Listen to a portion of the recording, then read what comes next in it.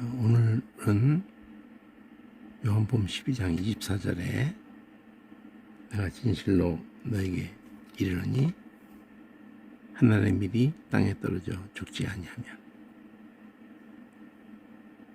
한 알 그대로 있고 죽으면 많은 열매를 맺느니라. 너무나도 유명한 구절인데요. 이 한 알의 밀을 이렇게 빨갛게 했죠. 빨갛게 한 알의 밀, 그것이 떨어져 죽지 않으면은 그 한 알 그대로 있게 되고 죽으면은 많은 열매를 맺게 된다. 자, 이런 내용 속에서 제일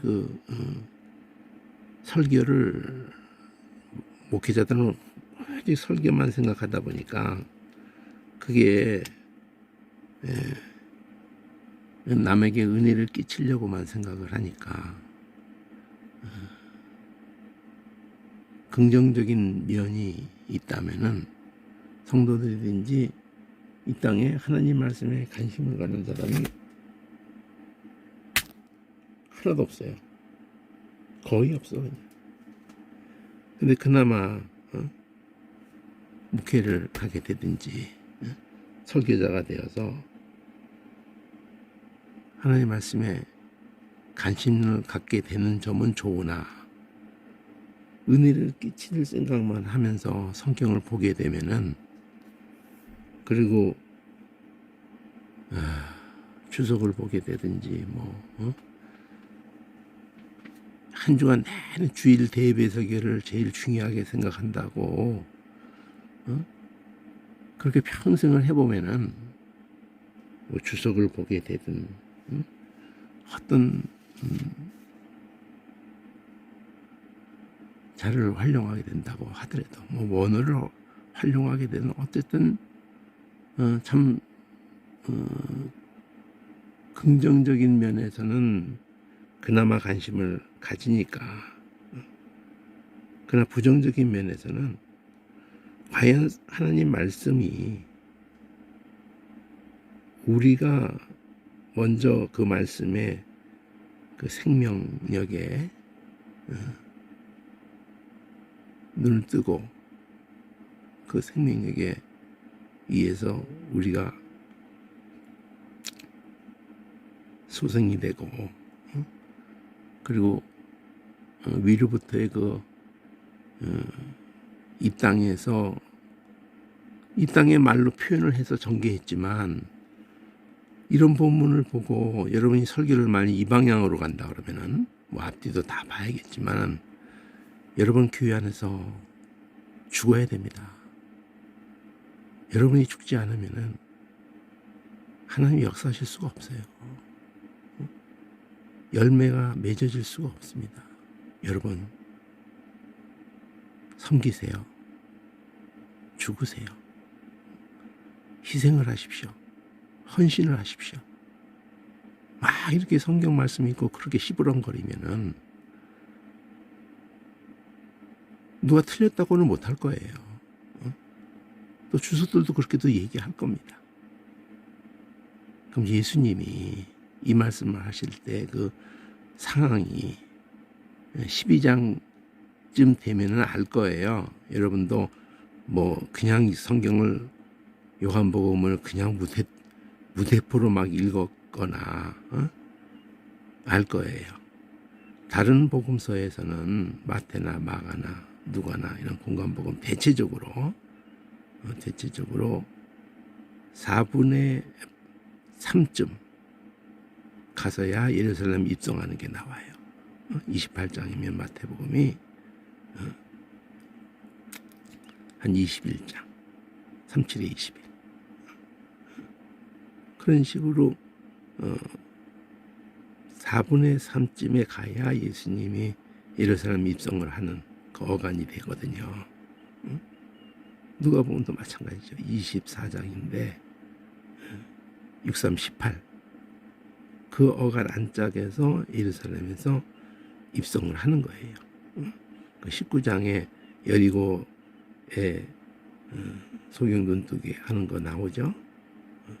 그리고 예루살렘이 올라가죠. 그래서 삭개오를 만나죠.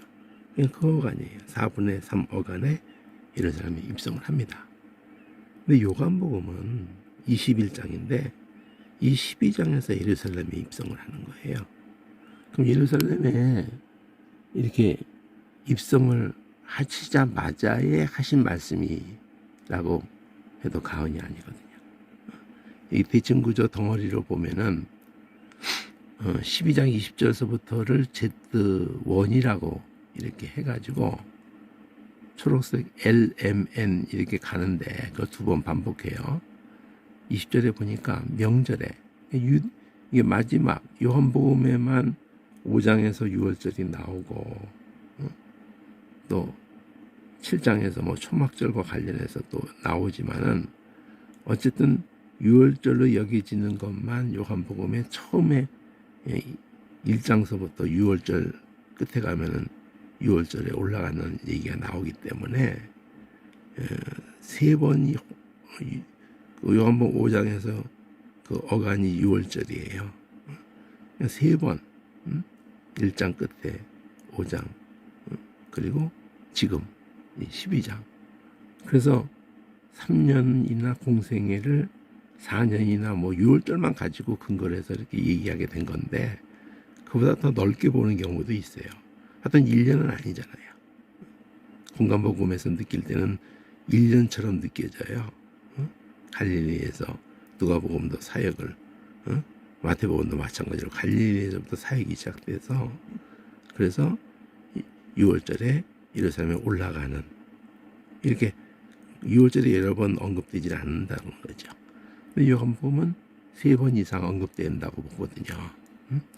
그래서 명절이 6월절이거든요.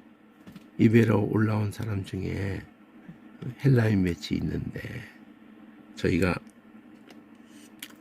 갈릴리 베스타 사람 빌립에게 이 사람들이 고창 예수님을 만날 수 있는 게 아니에요. 그러면 뭐 예수님 잡기도 얼마나 어렵지 않죠. 예수님에게 앙심 품은 사람들이 계속 따라붙어 오고 있는 건데 그렇게 만나지는 게 아니거든요. 빌립한테 먼저 청하는 거죠. 선생님, 우리가 예수를 배웠고자 합니다. 빌립이 이제 또 이 사도들 안에서 12사도 안에 들어가 있어도 자기가 또 뭐 곧바로 예수님 뭘 할 수도 있겠지만 안드레한테 제일 좀 부름받은 게 안드레예요. 요한복음에서 안드레가 베드로 데려오게 되고 이 빌립은 예수님이 직접 불렀죠. 그리고 빌립이 또 나다나엘을 데리고 오죠. 연령으로나 먼저 부름받은 꼭 그거 서열을 지켜서 뭐 했다는 얘기를 하는 게 아니라 이 안드레가 영향력이 어쨌든 자기보다는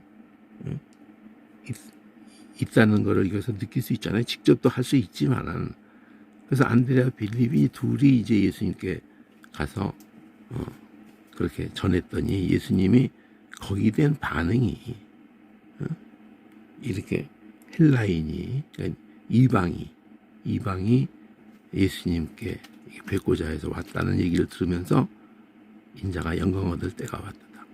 얘기가 문맥이 안 맞아요, 사실은. 그래?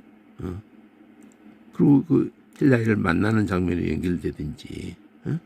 근데 그게 아니라 뜬금없이 이거 헬라인 이게 온 거하고 무슨 상관이 있어요? 이 표현이. 인자가 영광 얻을 때가 왔다. 그러면 헬라인까지 이 모든 말과 하신 예수님이 하는 일이 전해져 가지고 그들이 이렇게 내가 이제는 스타가 됐구나. 뭐 그런 거 아니잖아요. 인자가 영광 얻을 때 왔다는 이 표현 자체도 뒤하고 쭉 연결되든지 저 앞에 처음부터 연결되든지 십자가의 사건을 앞에 두고 있다는 거를 여기서 N에서 보여주잖아요. N에서 내가 진실로 이른다. 하늘의 밀이 땅에 떨어져 죽지 않으면은 하늘 그대로 있고 죽으면 많은 열매를 맺느니라. 그럼 우리 보고 나도 죽으니까 너희도 죽어라 이러는 본문으로 그래가지고 막 성도들을 막 그냥 헌신해라, 순종해라, 교회 안에서 죽어라, 막 이렇게 몰아붙이면서, 목회자는 안 죽잖아요. 그 장로들은 안 죽어요. 이게 과연 그렇게 적용해도 되는 본문인지를 문맥을 잘 살펴보시면은 이 한나라의 미를 빨갛게 한 이유가 그거거든요. 이 땅 자체에 뭐 죽으면 되는 게 아니에요. 죽어도 소용이 없어요.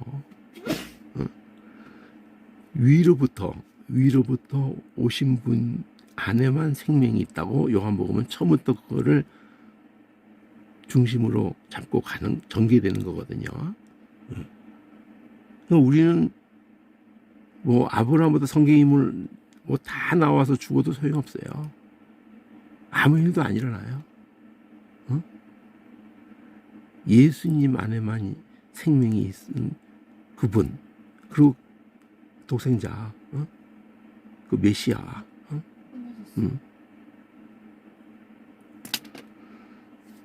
뭐 이게 또 10분마다 끊어져 버리는데 거긴 20분 갈 거예요. 다시 시작하죠.